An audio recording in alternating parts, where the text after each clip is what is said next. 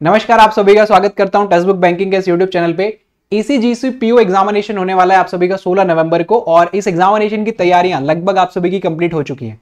Last एक session किया था हमने, जिस सेशन में मैंने आपको बताया था कि क्या सेफ अटेम्प्ट आपके हो सकते हैं या कौन सी अप्रोच आपको यूज करनी चाहिए जिससे आप मैक्सिमाइज कर सकते हो अपना स्कोर।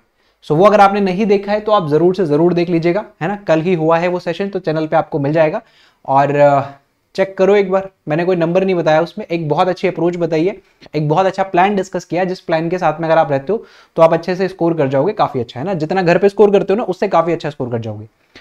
अब एक डाउट आना शुरू हो गया आप सभी का उसके बाद में कि सर अब लास्ट वीक बचा है, रिवीजन कैसे करें, है ना। ये बहुत बड़ा डाउट आ रहा है कि रिवीजन कैसे करें। रिवीजन अगर अच्छे से नहीं कर पाए ना तो वो एग्जामिनेशन वाली फीलिंग नहीं आती हमें, है ना, कि यार हाँ हम एग्जाम के लिए रेडी हैं। वो फीलिंग आ नहीं पा रही है क्योंकि अभी ना रिवीजन नहीं किया है आपने।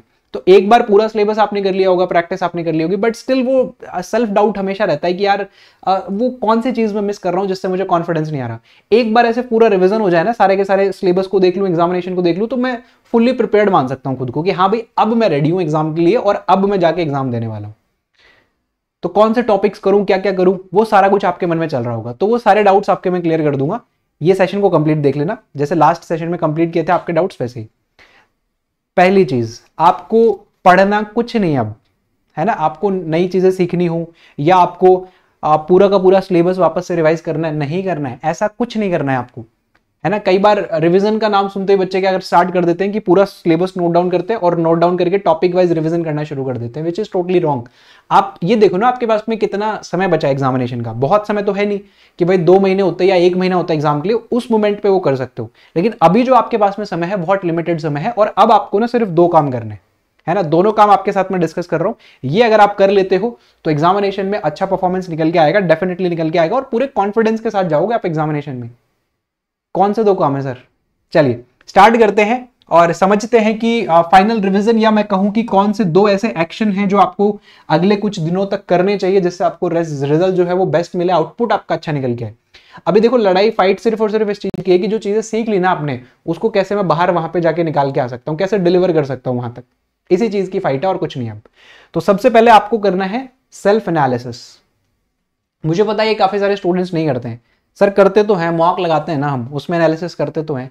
वो मॉक का एनालिसिस है, सेल्फ एनालिसिस अलग है, मॉक का एनालिसिस अलग है। मॉक का एनालिसिस आपको बताता है कि इस मॉक में आपने कैसा परफॉर्म किया। सेल्फ एनालिसिस आपको बताता है कि आप एक्चुअली में कितना परफॉर्म कर सकते हो, किस हिस्से में परफॉर्म कर सकते हो।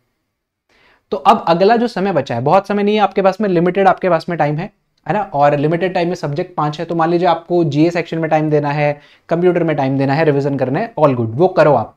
लेकिन इन सारे के सारे सब्जेक्ट्स में ना थोड़ा सा एनालिसिस करो खुद का। कैसे एनालिसिस करोगे? देखो जैसे मान लीजिए कि आज आप क्वांटिटेटिव एप्टीट्यूड से स्टार्ट करते हो कि मुझे कुछ नहीं करना, मैंने पढ़ लिया क्वांट, जितना सीखना था उतना सीख लिया, प्रैक्टिस करनी थी कर ली, अब 3-4-5 दिन में कुछ नहीं होने वाला है, कोई बहुत बड़ा तीर नहीं मार पाओगे आप 5 दिन में। लेकिन क्वांटिटेटिव एप्टीट्यूड जो अभी तक आपने सीखा है उसका एनालिसिस कैसे करोगे आप? Self analysis. आप एक शीट लोगे और उस शीट में आप लिखोगे कि मेरे कौन कौन से स्ट्रॉन्ग टॉपिक्स हैं, उसमें आप लिखोगे मेरे कौन कौन से वीक टॉपिक्स हैं। ये दोनों की दोनों चीजें आपको नोट करनी है। मेरे स्ट्रॉन्ग टॉपिक्स कौन से हैं, नोट करो शीट में। मेरे वीक टॉपिक्स कौन से हैं, वो नोट करो शीट में। फॉर एग्जाम्पल जैसे वीक हो सकता है आपका प्रोबेबिलिटी वीक हो सकता है ना, आपका मेंसुरेशन वीक हो सकता है, किसी का मिक्सचर एलिगेशन वीक हो सकता है, किसी का बोट एंड स्ट्रीम वीक हो सकता है। ये हिस्से लिखो आप, ऐसे वीक वाले हिस्से। स्ट्रॉन्ग वाले हिस्से में आपका 1 लाइनर्स आप लिख सकते हो। टाइप्स ऑफ डीआईज लिखो कि यार डीआईज मेरे सारे बन जाते हैं, केस स्लेट में मुझे प्रॉब्लम होता है तो मेरा वीक जोन में है, या मुझे पाई चार्ट में प्रॉब्लम होता है तो मेरा वीक जोन में है। इस तरीके से, इसी तरीके से आपको रीजनिंग का भी करना है। करना क्या है इसके बाद में वो समझ लेना। आप एक एक दिन ले सकते हो इन टॉपिक्स के लिए, मतलब इन सब्जेक्ट्स के लिए। अभी आपके पास में 4-5 दिन है तो एक दिन में एक सब्जेक्ट का एनालिसिस अच्छे से कर सकते हो। बाकी टाइम पे अभी मैं बताऊंगा बाकी टाइम पे भी क्या करना है। तो रीजनिंग में भी यही करना है। स्ट्रॉन्ग हिस्से लिखो आप अपने। स्ट्रॉन्ग हिस्से में कौन से पैटर्न का डीआई, कौन से पैटर्न का पजल आप जल्दी बना लेते हो, कौन से पैटर्न का सिटिंग अरेंजमेंट, कौन सा टाइप है जो आपको फंसाता है सिलॉगिज्म में, है ना। ये सारी चीजें आपको पता होनी चाहिए, सेल्फ अवेयर होने चाहिए। आपको पता होना चाहिए कि आपको कितना आता है कितना नहीं आता। कई बार ना तैयारी हम करते रहते हैं लेकिन हमें पता ही नहीं होता कि हमें कितना आता है और कितना नहीं आता। और जब कितना आता है कितना नहीं आता ये नहीं पता ना, तो एग्जामिनेशन में जाके वो डिलीवर नहीं कर पाओगे आप। वो आपका जो बेस्ट निकालना होता है ना वो नहीं निकाल सकते आप, क्योंकि आपके पास में ना तो कोई प्लान है ना सेल्फ अवेयरनेस है आपके पास में। आप जस्ट एक रैंडम जा रहे हो, एग्जामिनेशन दे रहे हो, उसमें जैसा परफॉर्मेंस हुआ वैसा हो गया। ऐसे नहीं निकलेगा एग्जाम। तो आपको अगले 5 दिनों में हर एक सब्जेक्ट को ऐसे एनालिसिस करना है खुद का। ठीक है। और ऑब्वियसली जो वीक वाला हिस्सा है उसको एग्जामिनेशन में प्रायोरिटी से हटा दो, वो तो करना ही नहीं एग्जामिनेशन के दौरान, सिर्फ और सिर्फ स्ट्रांग वाले हिस्से पे हिट करो, जितना मैक्सिमाइज कर सकते हो उतना मैक्सिमाइज इस वाले हिस्से से करने की कोशिश करो, है ना। वन लाइनर्स हो गया, डीआईज में हो गया, अरिथमेटिक में कुछ टॉपिक्स होंगे, डेटा सफिशिएंसी होगा, बहुत हिस्सा स्कोर करने के लिए। वीक वाला हिस्सा बहुत ज्यादा होगा नहीं, ऐसा लगेगा आपको यार मेरे ओवरऑल 50 सवाल हैं, ओवरऑल मेरे सारे के सारे टॉपिक्स है, मेरा 10% हिस्सा ऐसा है जो वीक है या 15% हिस्सा ऐसा है जो वीक है, तो स्टिल आपके पास में 85% हिस्सा ऐसा है जिसमें आप स्कोर कर सकते हो, उसमें मैक्सिमाइज करना है आपको स्कोर, ठीक है। तो एक ये सेल्फ एनालिसिस कर लो खुद का, है ना, अच्छे से।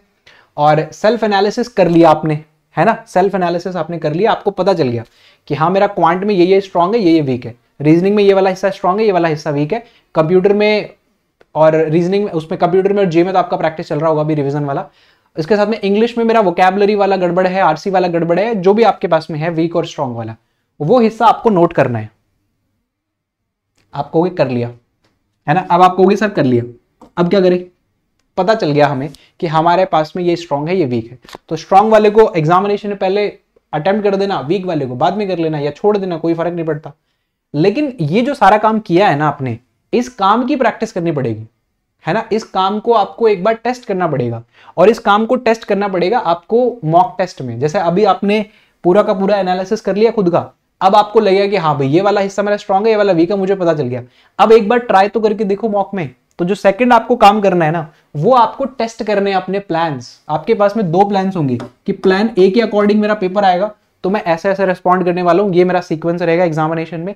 प्लान बी के अकॉर्डिंग अगर मुझे स्विच करना पड़ गया, भाई हो सकता है ना प्लान ए के अकॉर्डिंग पेपर ना आए, थोड़ा बदलाव आ जाए पेपर में, तो प्लान बी जो रहेगा ना उसमें मैं क्या करने वाला हूं। ये 2 प्लान्स होंगे आपके पास में, ये वाला जो प्लान है वो और ये वाला जो प्लान है वो, दोनों प्लान्स की आपको प्रैक्टिस होनी चाहिए। अभी तक कर भी ली होगी आपने।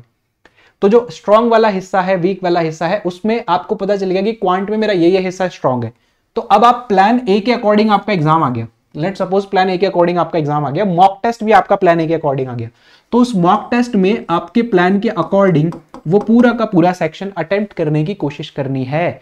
जो स्ट्रांग वाला हिस्सा है उसको अवॉइड करना है, जो वीक वाला हिस्सा है गलत सवालों में नहीं फंसना। सेम एज इट इज, अगर आपका मॉक आपके प्लान के अकॉर्डिंग नहीं आता है तो भी आपको टेस्ट करना है कि मैं क्या क्या बना पा रहा हूं, क्या क्या नहीं बना पा रहा हूं।